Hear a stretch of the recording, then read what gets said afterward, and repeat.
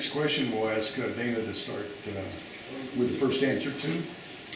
What industry segment has the greatest opportunity for new investment and job growth in your district?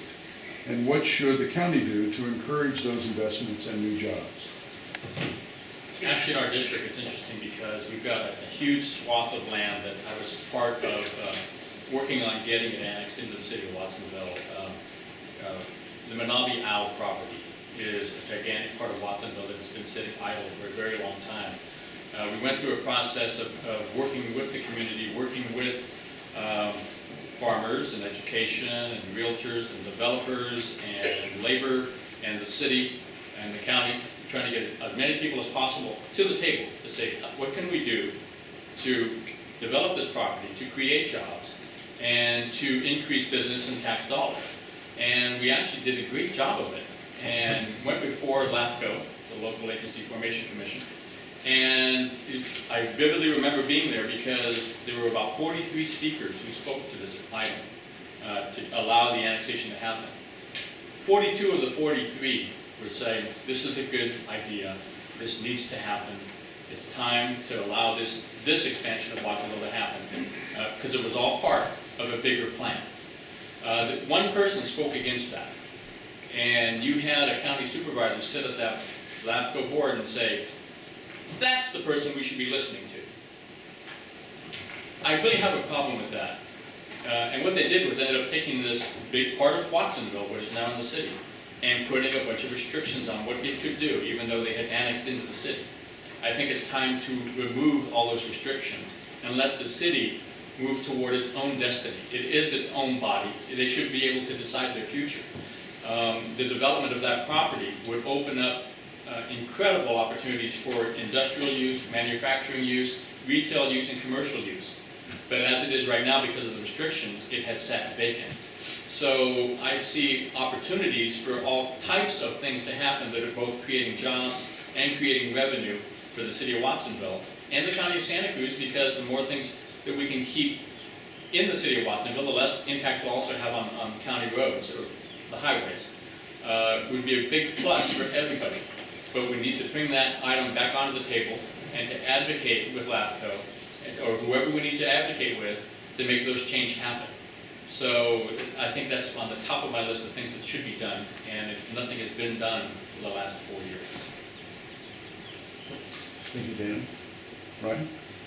So the biggest challenge in my district is the CEMEX cement plant. That is a plant that closed down 2 or 3 years ago. We have to figure out what we're going to do with it. It's going to be an immense challenge because you have cleanup issues, you have a multinational corporate owner, you have limited what you can do on the coastline of California. But I'm optimistic that if you look at some of the models, in the city of Santa Cruz when I was elected, we had to figure out what to do with the tannery project. We created an economic center there, leveraging private and public dollars in order to make that happen. There was huge pressure to put in a series of big box stores to replace the manufacturing on the west side. Now if you go to the Wrigley building, we have an incubator for R&D, USGS, Santa Cruz bicycles growing out of there. We have Delaware Edition, which is a new kind of project, a 20-acre project that will allow businesses to grow and business owners to live on site. So we got to figure out those same sort of connections and cooperations to figure out what to do with the CEMEX property. Countywide, I see our biggest opportunity as in agriculture and food. We are at the geographic intersection of Silicon Valley, the greatest technology power center in the history of the world. The Salinas and Pajaro Valleys, a tremendous food production center, and the Monterey Bay, which is obviously an ocean and food production center.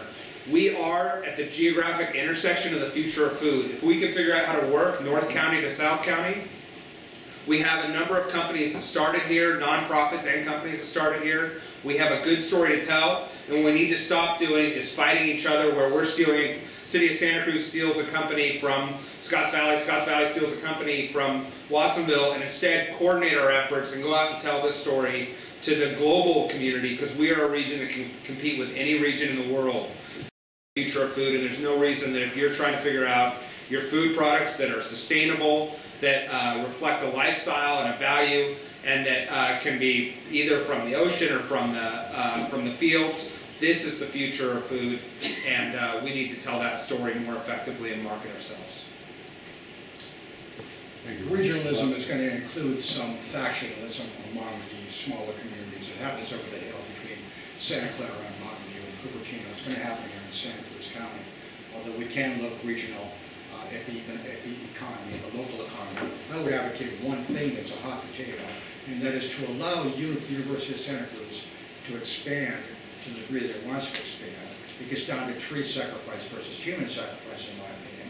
The state of California has grown double since the glory days of the University of California.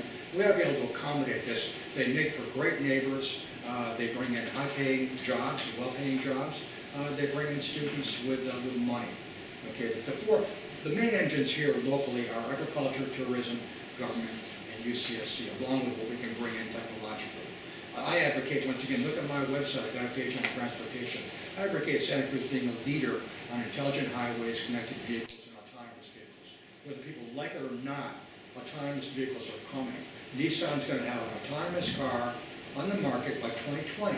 Santa Cruz can be a leader on this. They're looking for communities that will allow for prototyping and testing of connected vehicles, like what Ann Arbor is doing now, what Mountain View is doing now.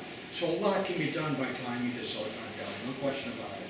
No question about what can be done with agriculture, what's going to happen, whether we like it or not, I'll put it in those terms, with drones, with robots, et cetera, et cetera. It's going to revolutionize agriculture. Santa Cruz can be a prototyping testing lab with this kind of stuff. Tourism ought to be able to expand to the degree that's possible. What will be done tasteful. And I think we're getting over the dissing of the economy and business in Santa Cruz. We're becoming more tolerant because people are coming in from, primarily as I see it, from over the hill, buying in here, and changing the tenor of the community. So yeah, local economy needs to have its growth. Last thing I'll say is let's not diss the artery that brings in money from over the hill. And people commute going over the hill. That's not going to stop no matter how much telecommuting we have. There's 5,000, 6,000, however many thousands of possible employment opportunities over the hill. No matter what we do on this side of the mountains, we're never going to replicate Silicon Valley. I've been commuting over the hill since before they had a meridian on Highway 17. So it's a serendipity that we were so close but separated by a mountain range. We can take advantage of it in many ways. Thank you. Thank you, Bob. Terry? So there's four things that I think are important in this answer as it relates to the Pajaro Valley. Dana did hit on Manabi Owl. You may not be familiar with it. The restrictions on that property are just unbelievable. There's no access off of Riverside. There's no access that can be had off of Ohlone. Currently, the only access is off a 12-foot residential street, which of course has those neighbors crazy. And there can be no mixed use. It can only be industrial. There can be no commercial, and it goes on and on. I'm willing to tackle this problem, but we have to do it in relationship with LAFCO, the city, the county, the Coastal Commission, some heavy hitters. And that's our biggest piece to get into this whole job mix. Number two, we have empty west side industrial property, buildings, and vacant lots. They used to be big warehouses. They used to be places that employed 800 people, and that business has gone away. There are a few examples that are there that we have to build on. One is and when I say build on, I mean value-added jobs, not minimum wage jobs. These are jobs that are $15 to $25 an hour. They are boat building or specialty boat part building where you have steers and sailboats and all the electrical. So we have that business going there, and if we can attract more business, then we will get some capital to actually expand these value-added jobs. And that's pretty important, and we have a lot of space on the industrial west side that we could do that with. Third, I would propose that we join with the Pajaro Valley Chamber of Commerce and Agriculture, the city and the county, and anybody else that I could think of, and try and hire another Barbara Mason. Barbara Mason is a redevelopment specialist that is a county employee, and Watsonville's economic situation is not improving like everybody else. The county has one person, and that is for the entire county. We need one specifically for the Pajaro Valley to get us going and help us with some of these things I talked about. And last, we need to build on things like Pajaro Dunes as a destination and more places like that, so that people will come, go to U-Pick'ems like Gizditch and other places to generate a little bit more use that is available for us in the Pajaro Valley.